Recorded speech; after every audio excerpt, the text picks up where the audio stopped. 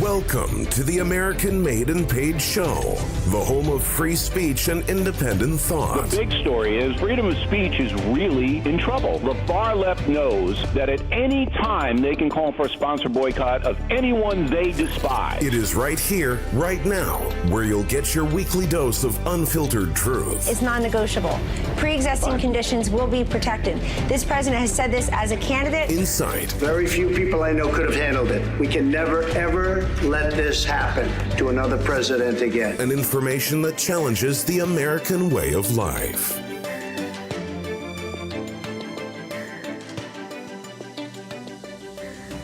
Hey everybody, welcome back to the American Made and Paid Show. I'm your host, Zach King. I got Professor Dreg here today.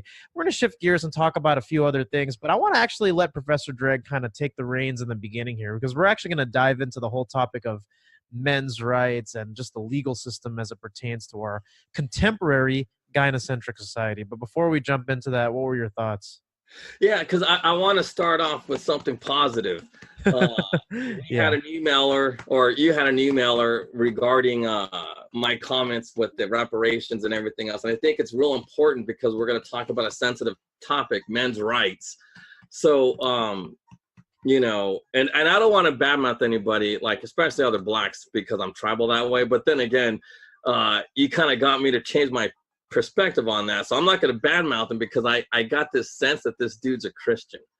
And I owe my life to Christian people because I would have been dead without him. And I know it. But I'm going to read the exact quote so that way the listeners have a perspective. Sure. And what they're and what I'm talking about. So here's the quote. "I can only cringe when I hear your co-host speak for Black Americans. I am far from a sensitive snowflake, and I also understand comedy, social and racial stereotypes, etc., but his opinions is neither funny or always accurate when it relates to Black Americans." End quote. His grammar was wrong. It's actually, and that bugs me, but it's are neither funny. Oh, but anyway, that's neither here nor there. So the reason why I have so here's the mistake this emailer is making. He fell into this social engineering trap that all racists like Darwin, whoever, set up for him, and probably all other listeners too. They got it in their head that when a Black person speaks or when an Asian person speaks, they speak for all Asians. They speak for all Blacks. For some reason, and this, it's part of collectivist thinking. Yeah. Well, yeah, I was gonna say jump in if I because I don't want to be offensive, but I can't help myself because that's just you my speak genetic the truth, makeup. right? Okay. So, but here's the thing. Blacks think that about other Blacks. Like when they saw Martin Luther King, MLK Jr. Oh, he speaks for all Blacks. No, he didn't. He only spoke for himself. Because if you know the truth of history, you would know he was only speaking for himself, trying to get ahead by himself. A lot of his speeches pertained around things of I as opposed to we as Black Americans. Well, no, but forget about all that. Because people go, no, the I have a dream speech, blah, blah, blah, blah, blah, which is true.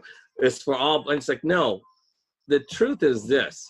When he wrote certain laws, those laws took away rights from Black people. Just you guys never read those laws. No, and we did. And before you go on, that's the truth between the 1957 Civil Rights Act under Eisenhower as opposed to the 64 Civil Rights Act under LBJ, or 65 Civil Rights Act. 64 Civil Rights Act under LBJ, backed by MLK Jr. Right. Which is an iconic picture. He being the only Black person in there. Every other Black knew back in the day who understood the law. They knew this Civil Rights Act was bad.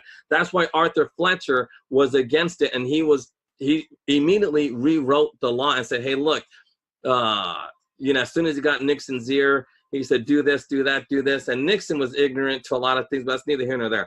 So going back to the emailer. See, you got to understand, I'm not speaking for anybody but myself from my perspective. You got to realize I am a sociopath. I'm an atheist. That's the truth. Atheist. Well, you're an agnostic now, but No, but it's funny, but it's the truth. I'm a sociopath. And I'm an evil, evil man, because atheist people, we're all sociopaths. We all think we're gods. But I mean, Zach's kind of, actually, that's why I like talking to Zach, because no, but it's like, I'll give Zach credit. It's really hard for me to listen to anybody, because why? I know my abilities are, like the people I run with, they're not like just ordinary people. They're very, very smart, articulate. They change medicine. They change social policies.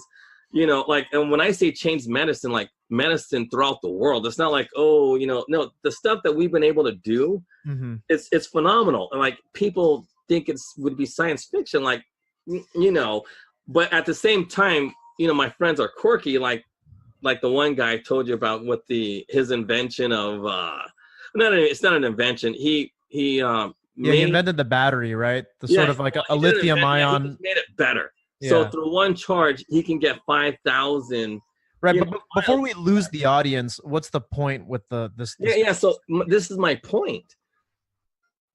When I tell you all of these things about my perspective, I'm telling you and showing you how I was able to take advantage of everybody for money and women. See, because I used to think being sovereign was just being independent from the government, making money, banging chicks, doing all that stuff. That's what I believe. But now I understand, because I'm not stupid.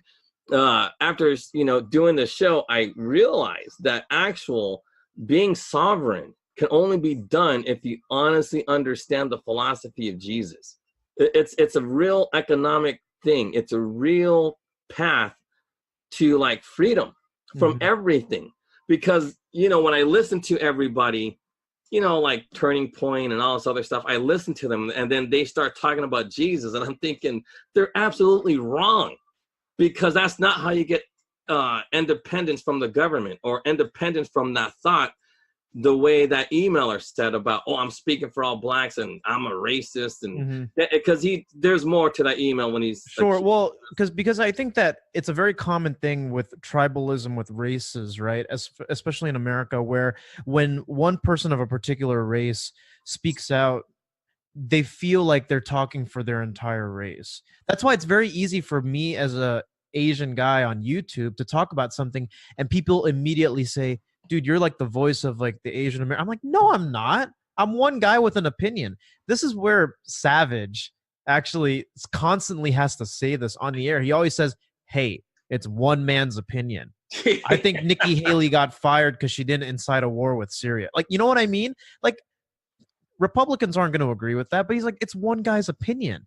And that's why he also says, I think our listeners here are intelligent, witty, rational thinkers. You don't actually believe that I'm speaking for everyone here. It's one man's opinion. But you know what, though? Sometimes, because okay, so why was I an atheist? Because, I don't know, I think that even Christians are falling to that tribalism mentality. Yeah. Which is... I agree with that. And that's why I sent you that one article about that poor dude, because see, like Turning Point, they're, we got to deal with the poor, Jesus will do. Like, no, there was a poor man who raped this retarded, well, she wasn't retarded, but she had some kind of like swimming pool accident when she was 3, and she became a vegetable. And she's 30 years old now, but she delivered birth, you know what I mean, being a vegetable in bed. That dude, come on. But that's my point. We talked about that. See, Jesus, that's the test. How do we treat our vegetables, retarded people? How do we treat the mentally ill? That's our test, not how we treat the poor. That's money. Money means nothing. It really does, but you need money, but it doesn't mean anything. It just means, how do we become sovereign? We cannot become sovereign if we take advantage of our, the weakest. And being poor doesn't make you weak. Just like being white doesn't make you weak. Being black doesn't make you weak. It doesn't. But anyways, long story short, when I speak from my perspective. And my perspective comes from the streets, being an evil alpha dog. I'm not kidding you. You know, like we used to call ourselves the plague dogs. You know what I mean? Because we knew we were just a bunch of dogs that brought a plague. And, you know, but, you know, that's how it works. I mean, you know, and people need not to be confused about my perspective, because it is very, very coming from a very evil place. And I can admit it because I'm honest. And that's, you know, what's another thing too? My honesty is what made me survive, because I knew that, like, whenever you're honest, that's how you win, because they got nothing on you. So it's so, you know, and if you say offensive things to them, to their ears, it's just because nobody understands what it's like to be human. So people, you know, everybody, they get all like, sex, or retarded people, you know what I mean? Like, talk about the unwanted, but that's why they don't understand why abortion doesn't mean stop. It means kill. Because when they hear something offensive, they want to make it smell like flowers, but it's just shit.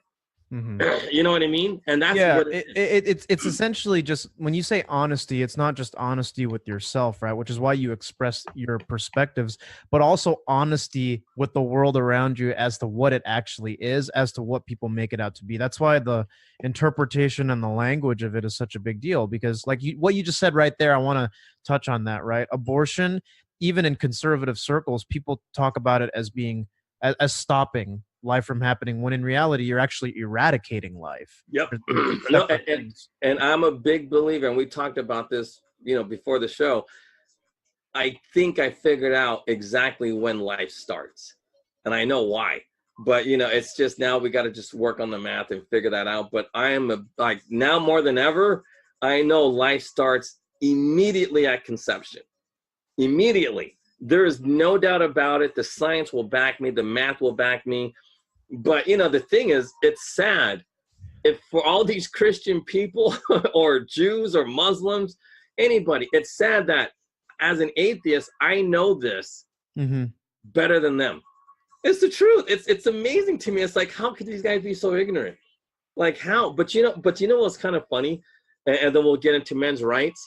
You know, growing up, we always thought because it's the truth. I mean, because look, Black Christians that I knew, all they knew was sports. They didn't know anything about math.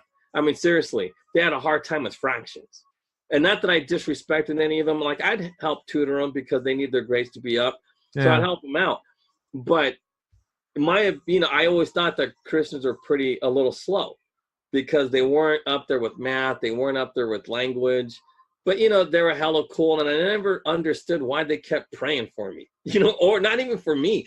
They would pray for others. Like, you know, like that was one of the weirdest things now I understand it. But back then, I never understood why they would pray for the competition. But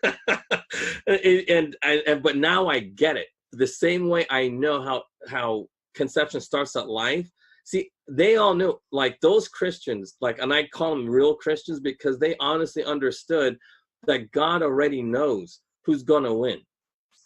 God knows everything, because if he can control time, if he does this and that, he already knows. So yeah, you have to pray for everybody, because if you don't pray for everybody, then we're going to live in this hell that we already live in. Like the hell I was bringing to everybody. That's why, because it was all about me, and not about everybody as a collective group. But it's not that it's a collective group where, oh, we need the government. It's a collective group where, you know, you work with your friends, you work with your families to do what's best for you, and the group as a whole, trying to take care of the weakest that you come across. But I'm just amazed with Christianity. I really am. It's like probably one of the, I don't want to say inventions, but dude, it's probably like the greatest thing ever, you know, just brought down as a philosophy. It's like, it's amazing. But anyway, let's go and get into men's rights. Yeah, let's talk about how Yeah, there's a lot of issues with men's rights. Just to shift gears, thank you for that. And for the people who email in and email my email to give us feedback about the show, I really appreciate it. Obviously, what we say sometimes is not always going to resonate with everybody, maybe not in the beginning. And there's some people that have said that, it's like, screw you guys. I don't know what you guys are talking about. And, but hey, oh, you're starting to grow on me a little bit. It's like, I get it.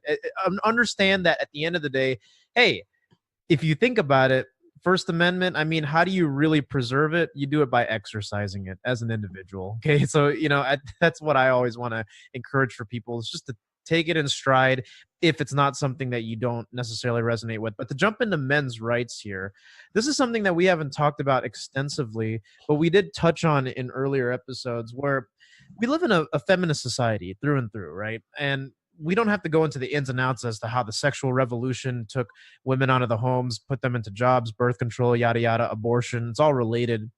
But how now there's actually backlash against men and masculinity. And one of the big things about the legal system, right, that men's rights are constantly advocating for are obviously some of the issues about surrounding alimony, child support, false accusations, right? Because there's a lot of loopholes in the marriage and family court system, where your ex-wife, the female oftentimes is the biggest beneficiary upon an exit when it comes to the dissolution of a marriage or a divorce. So my question to you, Professor Dreg, is, I know you're somewhat, you do civil rights law and that kind of stuff, but what about marriage and family law? Do you No, but it's funny. Is there an unfair bias, like legally? Oh, no, there is not is there. Everybody knows there is. And these no-fault Divorce states makes it even worse. And I don't know if we should start off with talking about no-fault divorce states. Yep. But like with men's rights, how I see it like this: the day men started simping, that's the day when they gave away their rights. Because because here's the thing. When did it become a crime to pick up on a chick? Seriously, think about this. When did it become a crime to pick up on a chick? And forgive me in advance, but when I see a chick, I go, fuck, you got some nice ones. You know what I mean? Yeah. And it's like literally pretty much just like that. Why? Because that's how we grew up. When you saw a girl with her boobies hanging out, her ass hanging out, that was an invitation, if you had game or if you look cool, to go ahead and talk to that person who was, the most grossest. When I mean gross, not like in appearance, but as far as, with being like, what's that word when you're over-sexualized? But, when you're the trampiest. So like in our day, growing up, the trampiest looking, like the sluttiest dressed girl was usually the hottest chick. And that's how it used to be. Yeah. So, and it's still that way to this day. And, when you see all those shit, and you go to any trap house, but if you watch any of those videos, I think we all implicitly know that that's the case. Yeah, well, look at Wrecking Ball from Miley Cyrus. And that might be a little dated, but, she's naked. You know what I mean, right? Isn't she naked in that video, running around on a wrecking ball naked? But that's the point. The slutty you are, the Kardashians, they're all slutty people, but yet they're the biggest celebrities. So when you dress like that. Cardi B, she's the biggest. Woo. Yeah. So, I don't even know who she is, but yeah, her, I agree. Cardi B. But, because I honestly don't know pop culture. So, I struggle with this. But if you're a slut dressing like a slut, then it's my right to go ahead and talk to you. Why? Because, as I said earlier, I was a plague dog. I was an evil alpha dog. That was my job. My job is to hit on you as the slut. That's my job. So if I'm going to try to simp and do what simp... I love that word so much. No, but it's such a great word. Like, no, but okay, simps is sensitive pimp. And really? Yeah. Simp in our definition is different. Simp means suckers immortalizing mediocre.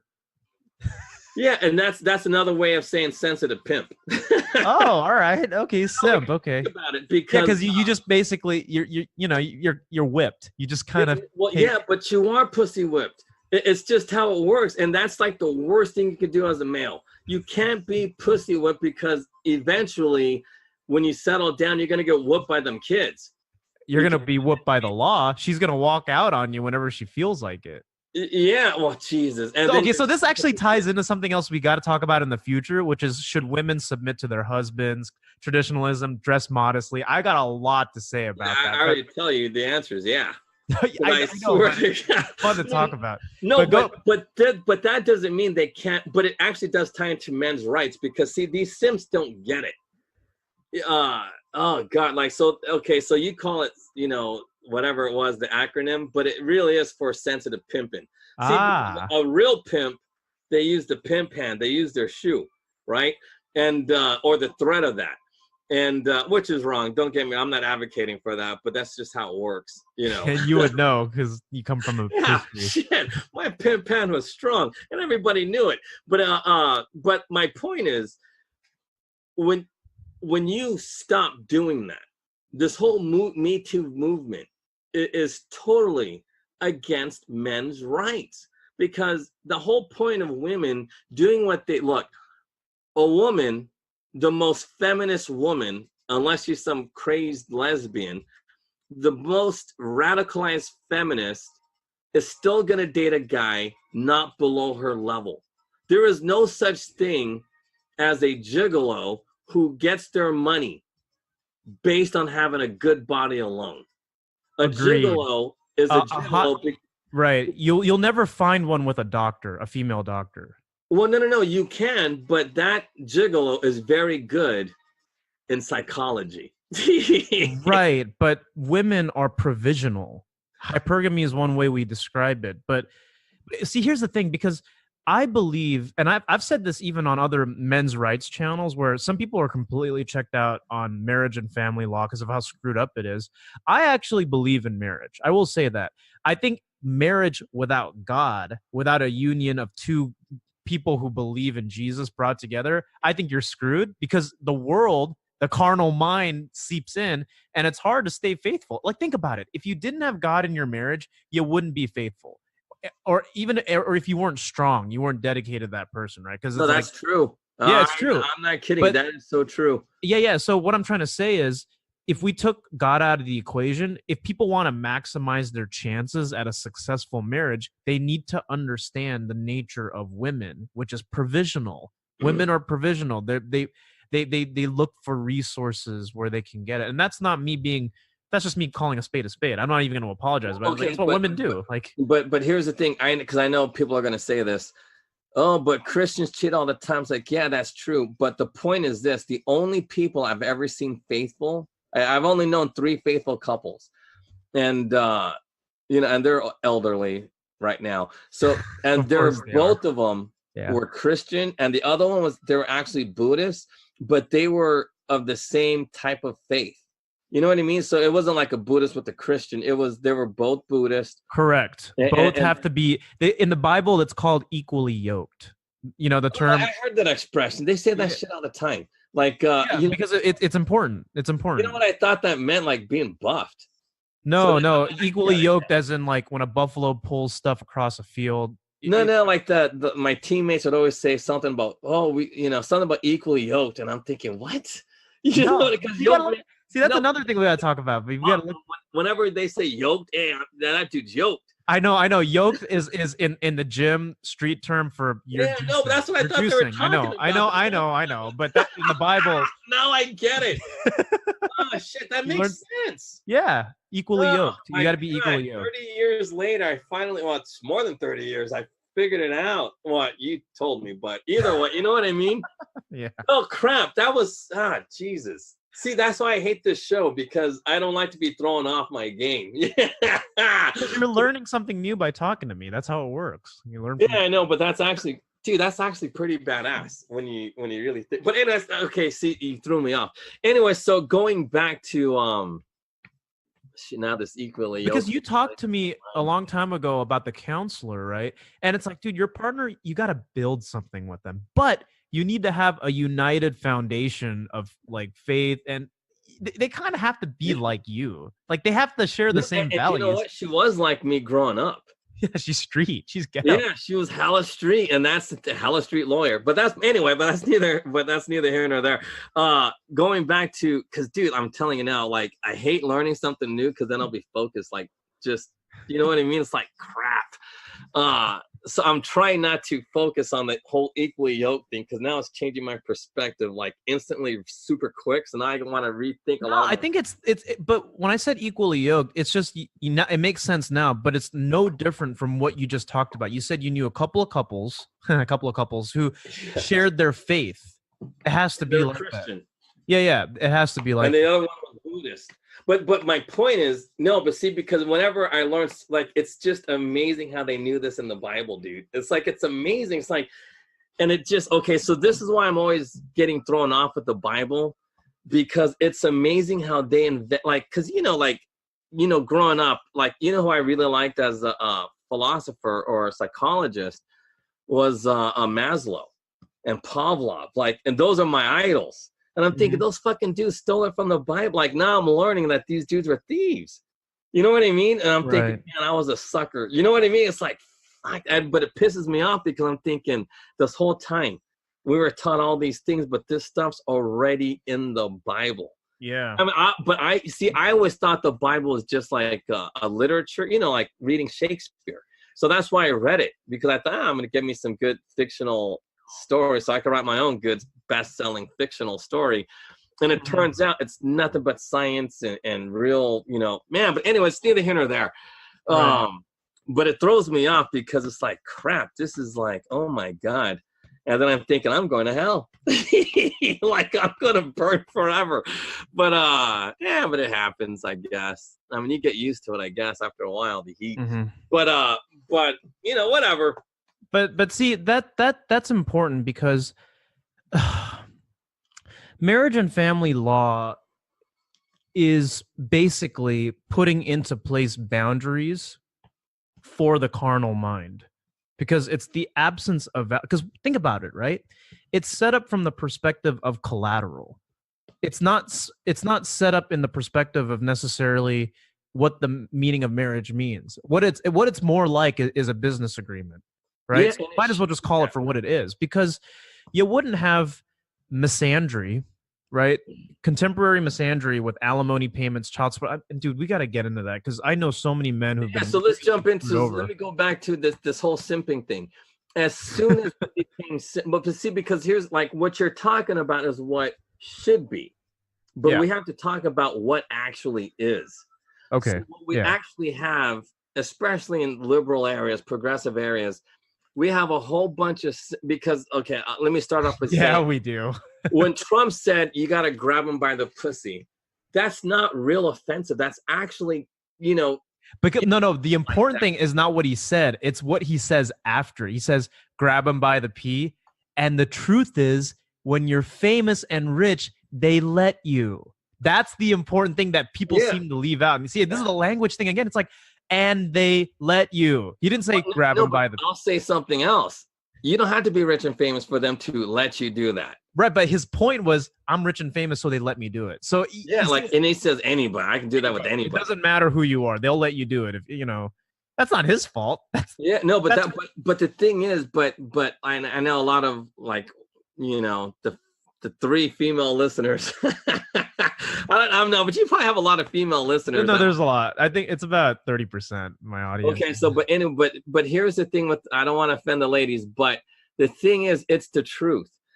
Not the whole grabbing, but if you have what they call game, if you know how to, like a pickup artist, I hate pickup artists because that's BS. But if you are smooth like velvet, as they say, but if you honestly know how to talk to women, but not in a respectful, simpy way. But if you know how to talk to women and you come off, with confidence, say, hey, look, let me buy you this drink, or let me take you out to dinner, da-da-da-da-da. The whole reason why men have to spend money on dates is to show women that they can take care of them and a child. Right. But not because they can't work, but because a woman needs to know, if I'm going to have sex with this guy and I get pregnant, I need to make sure that this dude is going to be there as the dad. Right. You know what I mean? And that's the whole purpose of dating. The whole purpose of dating is to figure out, can this guy honestly support a kid? Because people seem to forget, when you have sex, you make babies. There is no other purpose for sex other than to make babies. Right. And people forget that. So that's why dating was the way dating was way back in the 30s, 40s, 50s. Mm-hmm. But when the sexual revolution came, sex became this thing when, it's just, man, it's probably like Sodom and Gomorrah at this point. Like, you know what I mean? Like, I don't know what Sodom and Gomorrah was like in the old days, but it's hard for me to believe that it's no different than how we have sex today. It's just, it's probably, well, not probably, it is. It's disgusting. The way we have sex is so bad that we have diseases on our public transportation, just openly. So anyway, back to men's rights. Men who automatically are simps, automatically just gave up all their rights as a man. So when they go to court, they're screwed because they already agreed to the dynamic that creates That's right. all this unfair. You agreed. It was almost like you submitted to her pre-framing to the posture far before you even signed a contract. Yeah, no. That's why men these days who are in fact the men, like they wear the pants in the relationship. It's like, no, my wife submits to me. She knows her role, and they don't even have a prenup, but the wife stays with them. Like, but even the word submission is wrong. The women aren't submitting. Like, no. Submitting. I don't mean it submitting like subservient. I'm talking about women want to submit in a way where they feel like they can be with their man. Yeah, That's like an alcohol test. You submitted to the alcohol test. Right. But it doesn't mean you're a slave or a servant to your husband. Or less. But I'm using it in the terms of just generalizing here with the term used in the Bible, which is women are to submit to their husbands, but you're not subservient and you're not like. But here's the thing. It's submission based on the Merriam dictionary, not this, social commentary. Yeah, so that's the next comment I wanted to make, because every time people hear the word submit to, they immediately think slavery and they think being inferior because of our social conditioning. That's not what I mean. And I think anybody in their right mind, especially people who've been married 30, 40 years, like, dude, I submit to my husband. They say that, right? Yeah, they literally will say, I'm not subservient to him. He still has to run things by me. We still got to talk about stuff, but that's the role of a woman. Like, that's what you do. But feminism and our progressive culture, because it always goes back to language, has twisted that. Because part of how misandry happens is the twisting of the language. Women, aren't you tired of being barefoot and subservient to your husbands or submissive to your husband? Barefoot and pregnant. Barefoot and pregnant. It's like, that's horrible. And literally, there was just a thing that came out today. It's like all these conservative, religious, happily married women who, quote unquote, submit to their husbands have reported happiness far beyond any feminist. They're happier that way. Like, it's just, and they know that. It's not like they're inferior. Like, people need to understand that language, the social conditioning, has made you feel like that word is a unclean word. Like, it's a bad word to be submissive to your husband. Because like I wouldn't. What's your reaction? Well, no, like I wouldn't call it submission. They submit, but it's not submission. Oh, I see what you're saying. I know. But that's the whole thing, because like in the old days, because the whole because it's like I can submit to someone without being submissive. Okay, so first let's go back to dating, because I don't want to jump into marriage real quick.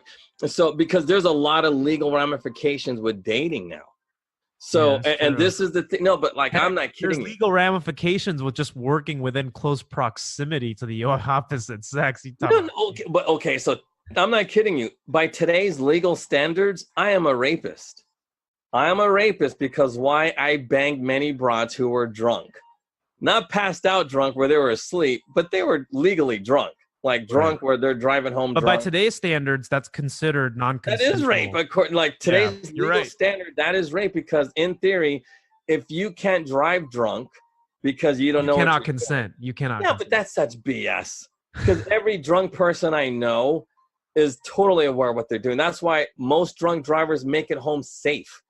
It's the truth. Okay, well, first of all, for our listeners, we're not condoning drunk driving. We're not condoning drunk driving. Don't do it. But that's what makes me mad even too. Like people are so dense that they're gonna say, "Oh, Drake was totally advocating for drunk driving." No, I'm not advocating. If I don't drink myself, I think drinking is. I'm not kidding you. When I was a kid and growing up, I used to always call liquor the devil's pee. I was like, no, the devil's pee. I was like, no, thank you. But it's the truth because that's what I always called it. It was the devil's pee because why?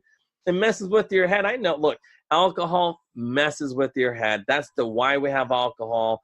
And anything that messes with your head, I never did. Why? Because if I was messed up in my head, I couldn't take advantage of the people who were messed up on their head. That was my get down. Okay, but go back to the whole drunk thing because this actually ties into what we talked about in the beginning about Bill Cosby, where you were like, everybody in the 70s was doing that. Yeah, but it's the truth. But that's the point. It was totally legal. So, oh God. But anyway, so don't get me started with Bill Cosby. But anyway, so that's the second episode we ever did. I remember that where we talked about Bill Cosby. And then the thing about you doing the Bill Cosby, totally. That's why I laughed because I remembered your impersonation. That was actually really funny. But anyway, I'm digressing again. But so going back to this whole date rape thing, that's the whole point. As men, and not that I believe in this whole alpha male, but in theory, there is a pecking order. Like the hottest chicks goes with the baddest dudes. This is how it works. So if you're like,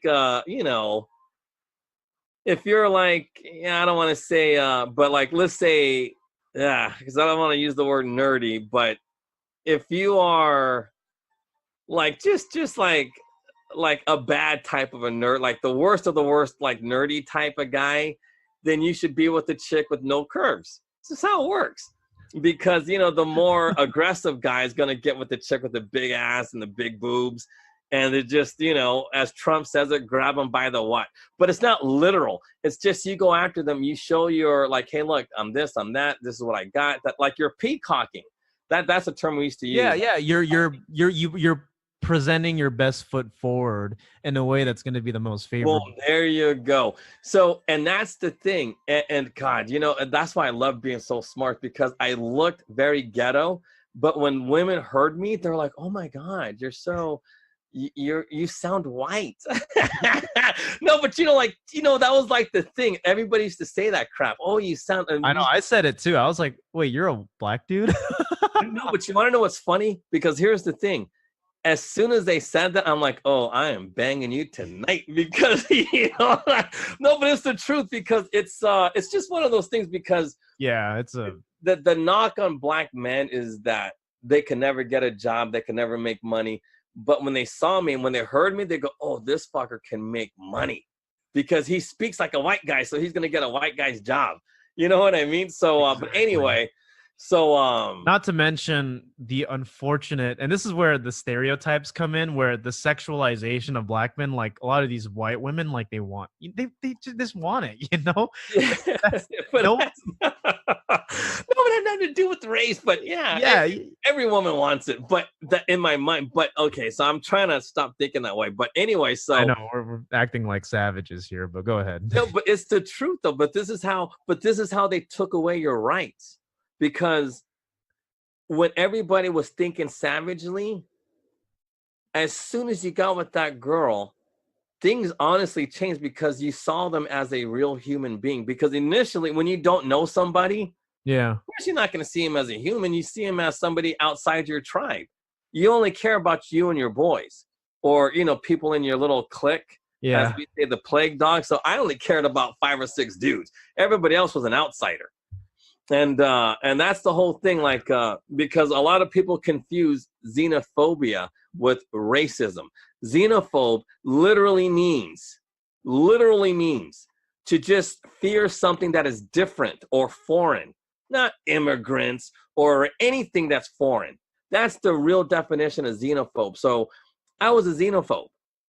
Women are xenophobes because when they saw a guy like me, they were afraid because they're like, damn, this dude, he's really and that's true. When women get creeped out at the clubs and everything, it's a survival instinct. It's a protective mechanism where they're just like xenophobia. It's literally the definition of xenophobia. They're supposed to be that way. God made us that way. I'm almost certain of it. Yeah. He made us that way. Well, because here's the thing, you can't just trust anybody because you don't know them.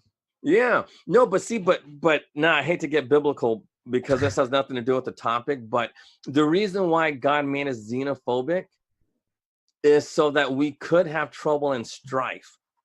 And that's why we have to understand the philosophy of Jesus, because that's the test. Can we overcome our xenophobia? Can we honestly help that and those that are different and foreign from us? That's why we can't share in all of what we have on this planet. We got so much, but everybody suffers because we're all a bunch of xenophobes. It has nothing to do with racism. It's because we have not yet learned how to stop our xenophobia.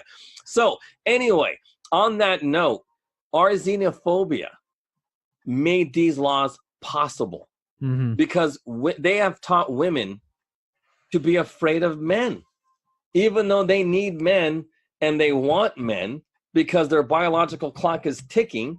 But yet somehow, some way, they justified it in their mind to create a system where men have to be subservient, not just in a way that, that it will knock them off of their status of being the alpha dog, because that's what I'm keep telling you. Being alpha isn't being the strongest. It's being the person who could honestly take care of the weakest. Mm-hmm. You know what I mean? Like, you have to take care of everybody. And that's why I believe, very few people will ever understand what Jesus is talking about, because I think only the alphas could honestly understand it right. Because these laws that are written today is literally written to support xenophobia, because these women fear men. Seriously, when you're dating, these are the things you have to worry about. Rape is me picking up on somebody and maybe I touched her, you know what I mean, accidentally, but that's actually called an assault. And that's unwanted touching. Oh, that's an assault. You can honestly go to jail for battery, because assault is verbal, the perceived threat. So the perceived threat, based on being xenophobic, there's a perceived threat now.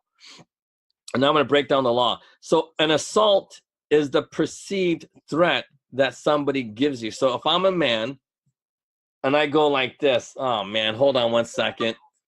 Hello. About hour and a half. That was the counselor. Sorry. So anyway, so I'm gonna break down the law. Okay, an assault is when a person gives off a perceived threat that they're going to be physically attacked. Mm-hmm. There is no physical touching. So you're at a bar and you're just looking at this girl's boobies because her shirt is to her belly button. Yeah. And now she feels assaulted. She calls the cops. She calls the bouncers.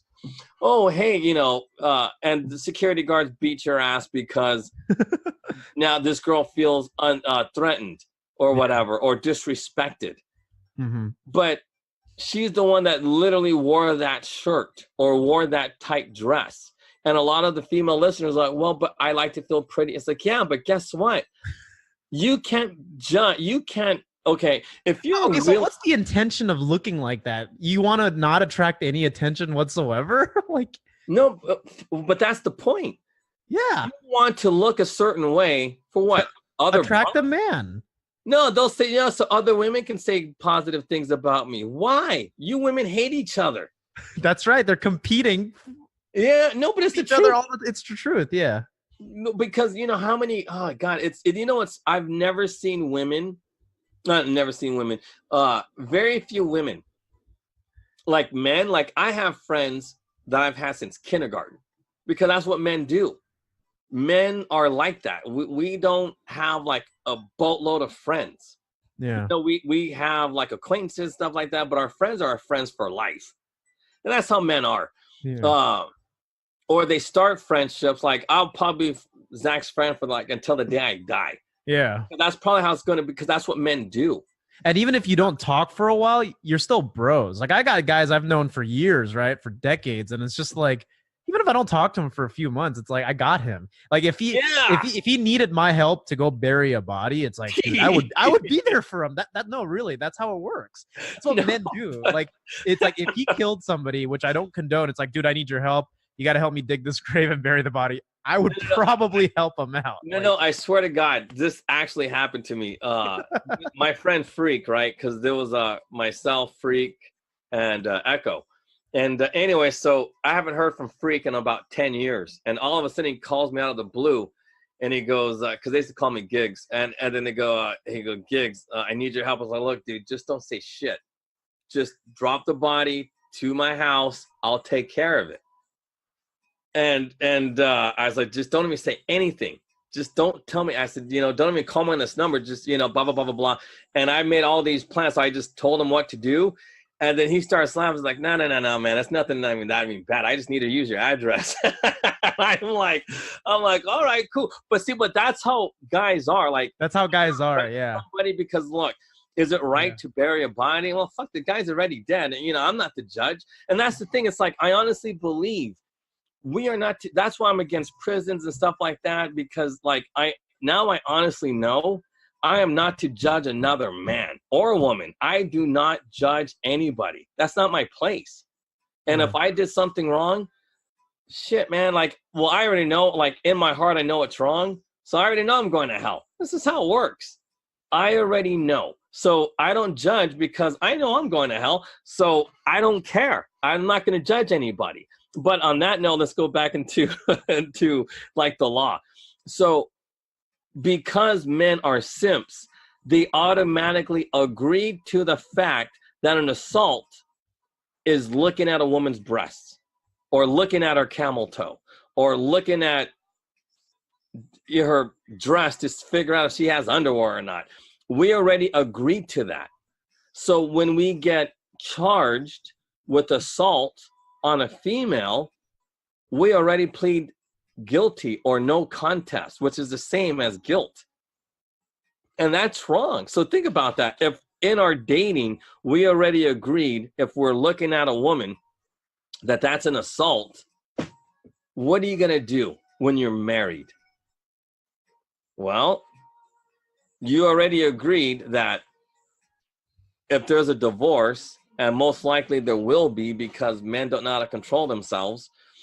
Now they're going to cheat, they're going to get caught. And so during the divorce process, so when you get married, the divorce process has already been set. When you get married to a woman, you already agreed that you will not raise your children. You will not have sex when you want to have sex. You already agreed that your woman can talk to other men and that man could try to pick up on your wife. You already agreed to that. Just by dating, you agree to all of these things. Because in a divorce, guess what? You can't say, hey, my wife cheated on me. Well, it doesn't matter in a no-fault, state, a no-fault divorce state. And that's seriously, what kind of world can your woman have an affair on you and you can't take her to the cleaners in a divorce? It's amazing because, because I don't know that many stories in the Bible, but I do know the story about Jesus talking about divorce.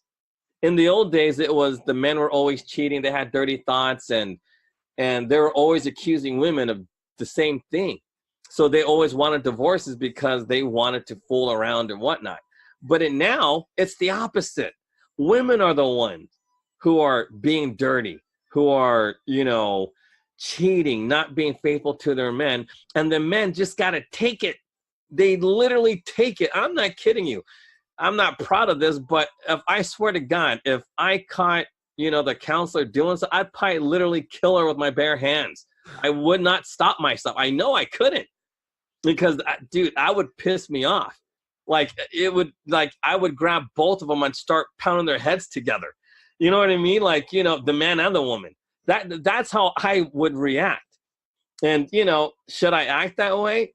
I don't know. I know it's wrong according to modern times, but man, I don't think so.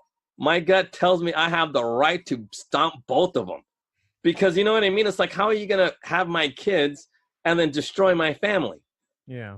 But somehow, some way, it's acceptable. So here are the traps that.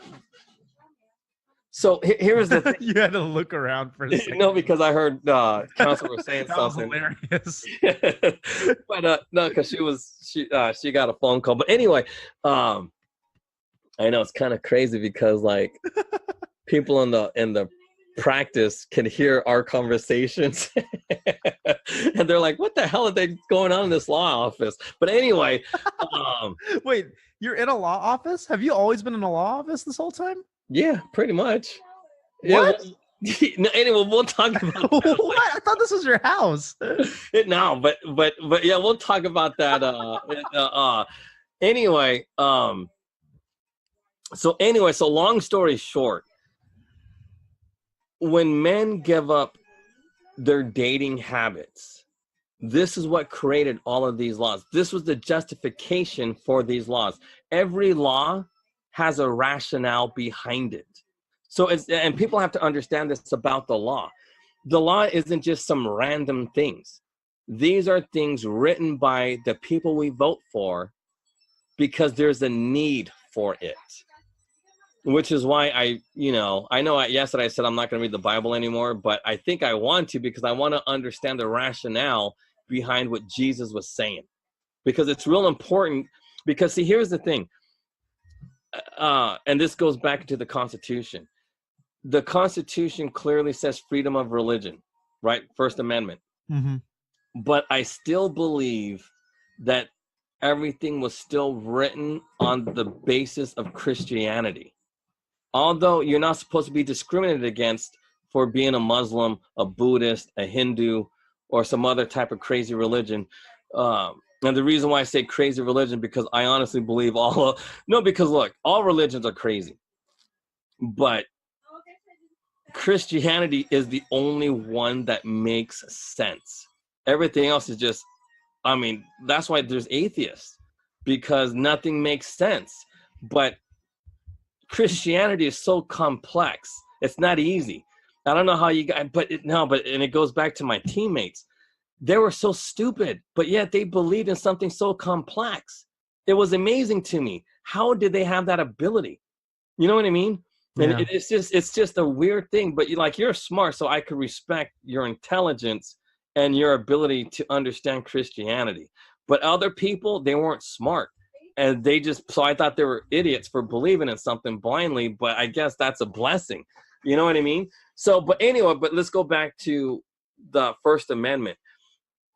These laws that are for men's rights, like Jesus was literally speaking about men's rights and women's rights when he was describing about, talking about divorce.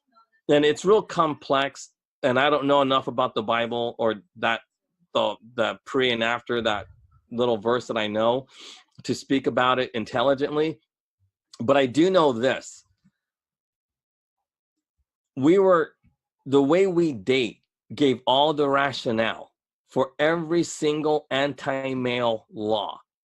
And those laws are assault on a woman, date rape, battery, which is a form of battery. Because see, the difference between battery and assault is the perceived threat of violence. Battery is the actual physical contact of, violence. And dating is considered battery. So a date rape, which is like, oh yeah, I got a girl drunk, we fucked, and then now she's claiming rape. But here's the thing: she shouldn't have been drinking with me if she didn't want to do it. That's your defense. Oh, but the ways the laws are written now, guess what? If her blood alcohol was, like the same legal limit when she's legally drunk, then that's rape. Or if she doesn't say, or if she verbally doesn't say, yes, then that's rape. But here's the thing. The law used to be, if they don't say no verbally, then it's okay, because a no response is the same as consent. That's how it used to be. If they, if you're just undoing her pants or lifting up her dress and you slip it in, and she doesn't say no, that's consent. But that's not how it is anymore. If you do that, and the next day she goes, well, I was scared for my life, that's rape. If she says that, she could totally lie and say that, because I've never met anybody who wore those mini skirts and her boobs were popping out where they were, they're okay to dress like that, but they're too afraid to say no. You know what I mean? Yeah. They're doing it. That's just not how people are psychologically. There is no, but and then on the flip side is, were those people molested or have some kind of psychological trauma? And most likely, yeah. Because you don't dress like that unless you're really messed up in the head. But anyway, so the thing is, as a man today, you have to really be careful and understand what these laws are. So you have to understand like date rape laws. You have to understand all of these laws. So if you are entering a marriage with a woman who's like accusational or things like that, then you really got to be ready for your divorce. Right. And when you get ready for your divorce, you got to be ready to not be a father, because there is no such thing as 50-50 custody in a no fault divorce state. Right. Because here's the thing. This is what most divorces are like. When you get a divorce, the man obviously has to pay child support, which is total BS. But welfare. The other thing is this. Yeah. The man gets to see his children every other weekend, right? And the other days the woman gets her. But they have shared custody. Shared custody doesn't mean the same as physical custody. So when a man and this is the trap simps always fall into. And this is a total simp thing. A man will say, I got 50-50 custody. We have joint legal custody, 50-50 joint legal custody. Right. All that means is that a woman has to consult with the man before they do something. It doesn't mean you have physical custody. It doesn't mean you're raising your kid. It doesn't mean any of that stuff. Seriously, when you raise a kid, what do you think happens? Seriously, if you were ever to have kids, do you want kids? Yeah, absolutely. Okay, so when you are a father,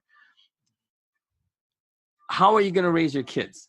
Are you going to consult with your wife first, or are you going to just raise your kids? Raise my kids? Yeah, no, seriously. And here's the thing, and it goes back to what you said, equally yoked. The reason why you feel that way is because you will be equally yoked. I'm using it the right way, right? With your mate, correct? Yeah. Now, in a divorce, when the people aren't the same, and that term is so perfect too, because now it's like the catch-all phrase. When a couple is not equally yoked, in a marriage, guess what? Now the man has to consult with his wife. God, I wish I knew another term other than equally yoked, because now I'm going to it doesn't sound like you can't say equally yoked in a courtroom. Yeah, but we all inherently have to know what it means. So I'm gonna go back to like legalese.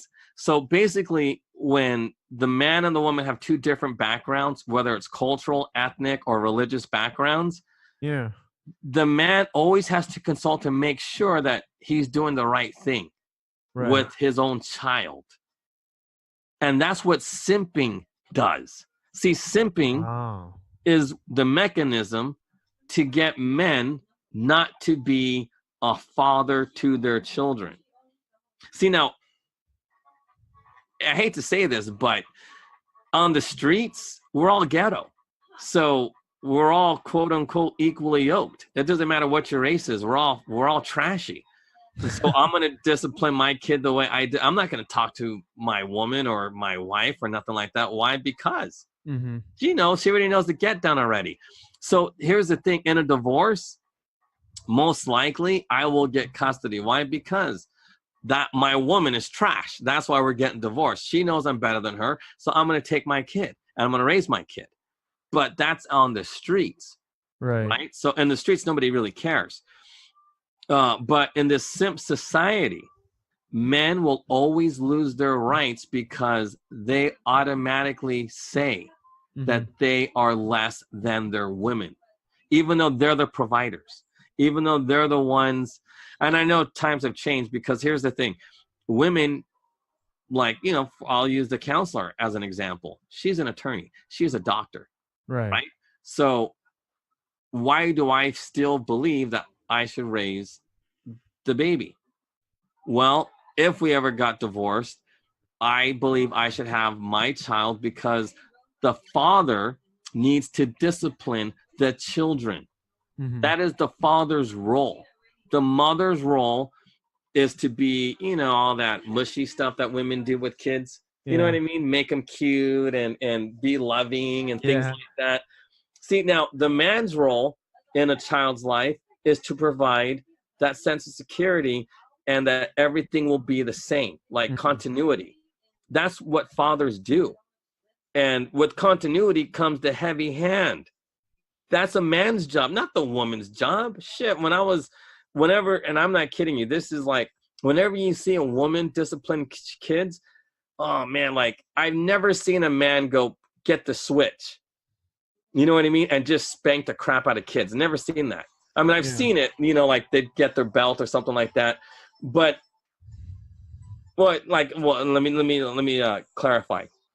I've never seen a man could get the switch and just swing wildly, all over. But when a woman does it, holy smokes. Like this one kid lived across the street from me, and his mom said, get the switch, and, pulled off that thing from the tree.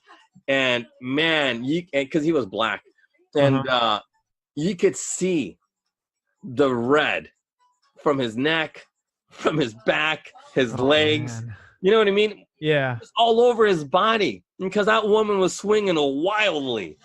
But when a man does it, it'll be concise into this certain area. You know what I mean? Usually like in the butt, thigh area. You know what I mean? That's where you get spanked. That's why you always wanted to get spanked by your dad than your mom, because your mom is going to miss. Oh, that was my face. You know what I mean? But your dad with accuracy. You know what I mean? Just with precise precision.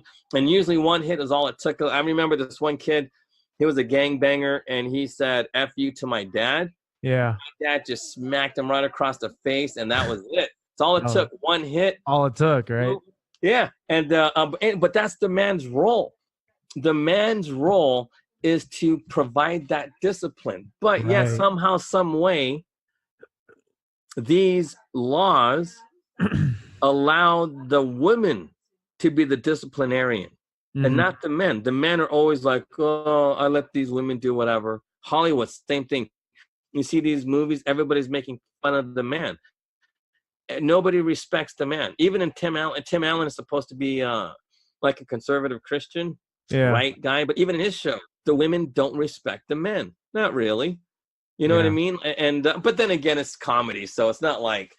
But his portrayal is way better than like in Blackish or something. That TV show Blackish. They always make the men look like idiots. I know. Then that's part of the kind of the attack on man, or even the effeminization, right? The emasculation of man. And here's the thing that I have to say as it pertains to feminizing men, because it is part of it, right? Getting them to give up their rights, give up their power. I don't know if you pay attention. You probably don't. There was a whole controversy surrounding James Charles, the makeup artist. It's a kid. I don't even know who that is. Who's the that? 19-year-old guy who's like a makeup artist. So he's gay. He looks like a woman. And I don't have to say much about this, but this tells you that there's something wrong here with feminizing men, and even that this whole even lifestyle is wrong, because he claimed that he was able to get straight guys to go gay. So that right there, but see, that's the thing is, like, if they want to apply that same thing where it's like, oh, some people are just born gay, right? If there's this gay guy who claims he can make straight guys gay, then what does that say about just lifestyle in general? But this is the thing too, like, I don't understand feminist gay, like growing up, the only gay guys I knew were badass dudes that you don't want to fuck with. Seriously, like, they can break your body in half. Like, these dudes, man, I mean, but then they all came out of prison. Like, right. Seriously, and I hate to say this, but one person in particular, he was like 6'4", he was in the Marines, big ass dude. And I was young and I didn't really understand it, but now I was like, holy fuck, this dude was gay. But you know what he did? He goes, oh, like, there was a dude walking by, he just got out, and he had a 64 Impala, because I'm just trying to paint the picture of how it used to be in the old days. Right. So it was those types of dudes, and they're all into like the oldies, blah, blah, blah, blah, blah, kind of like the way cholos are. Yeah. But blacks were the same way. So this dude goes, he was like, because of course he's 6'4", he's a big, huge man. And with his, with his little gang banging buddies, not little, but they're all men. Yeah. And so they're all men. Other dudes were walking by. Yeah. He goes, hey, you're real pretty. I would have had a lot of fun with you. And he goes, hey, let me talk to you. And they just kept walking. And I'm thinking, and then everybody starts laughing, right? They're just giggling because, because I guess they knew, but I think they were laughing nervously. Right. Now that I know, I was like, holy crap, this dude was gay. And he was just like calling out other men, calling them pretty. And like, to me, that's what gay used to be. Like, when I saw gays in the city, I was like, in San Francisco, I was like, holy crap, what's this? This isn't like, all these gays are like women. So I never associated gays with being effeminate. I always thought gays were like these super strong men who were throwbacks to the Greek days, like he could have anything he wants because he's such a pervert, probably molested, or which was another reason why you had to learn how to fight, because if dudes like that were going to come after you, holy crap, you're going to fight for your life. But anyway, so I guess that was a tangent. But that whole thing about the feminist dudes, I don't think it has anything really to do with being gay, other than because even a gay guy like that, I believe, could be a good dad. Right. As long as he wasn't a child molester, nothing like that, because he knew discipline, he knew how to do this and that, and blah, blah, blah, blah, blah. But I believe the feminist mentality is what makes a person not a good father. Not so much how they have sex, but how they believe. So, and I guess that's the point of telling you that. But those are the only gay guys I knew. Like a friend of mine who may or may not have been gay, he was a really good Muay Thai champion. Yeah, I can believe amateur. That. But and there was this other guy, like a beautiful boxer, but he was a man before. He was like Bruce Jenner. You know what I mean? He was a world champ, and all of a sudden becomes a woman. It's like, what the hell? You know what I mean? What the hell is that? But anyway, so a lot of gay dudes I don't care what, they're still men. Yeah. You know what I mean? But they're just nasty when it comes to their sex. And these laws and this is what gay guys got to realize too. These anti-men laws are anti-you. Just because you like to bone other men doesn't mean this doesn't apply to you. Yeah. This applies to gay, straight alike. And that's why, these gay dudes now, like the guy you're talking about, the feminist dude, he's a traitor to his own kind. Because this is what I thought. What I used to think about gay people? I thought gay people were people who were just tired of women's BS, so they just don't want to hear that the people always talking crap. Oh, take out the trash, take out the trash. So they're like, fuck it, I'll just be single. I don't want any kids because I don't want any. I'm just a pervert, so I'm just gonna, live with this other pervert and just have fun watching football games. You know what I mean? But seriously, that's what I used to think gays were until the modern gays came around. I'm like, what the hell? You know what I mean? It's like it's the kind of sick stuff you see in prison. Like those submissive men who submit to being another man's bitch. Dude, that's like psychological damage that can never be undone. But people are willingly doing this now in San Francisco or West Hollywood. And it's the same thing. That same mentality that made those gay men so effeminate is what made modern men getting married to women so effeminate. Because I swear to you, I still know these gay men who are way more masculine than these simpy dudes losing in court, giving away all their money, never seeing their kids, while these women are boning down other men. And that's the point. Men's rights. People have to understand the rationale. How do we get there? Well, because we sexualized our women to the point where we wanted our women to act and be like men. And that's wrong. Because how can you honestly say a woman is as sexually grotesque as a man? And that's when it goes back to what I was telling you earlier. A gigolo is not because his body is so hot. A gigolo has work, even from a medical doctor, because he knows psychology. Right. He understands what a powerful, educated woman needs. She needs friendship. She needs somebody to understand. Like, here's the thing. That's why I respect, well, I don't know if I should say this, but I respect your pops. I never met him. I don't know who he is. But from what you said, your mom was went to these fancy schools. Yeah. I'm telling you, you got to be a badass dude to bang a broad like that. Because it's just not everybody, not to like put down your parents, like, but dude, it's serious. Like your mom is cream of the crop. Every man dreams to bang, well, not every man. The best of all men dream of banging a hot chick who's super smart and can do everything. You know what I mean? Like, because, dude, I believe this.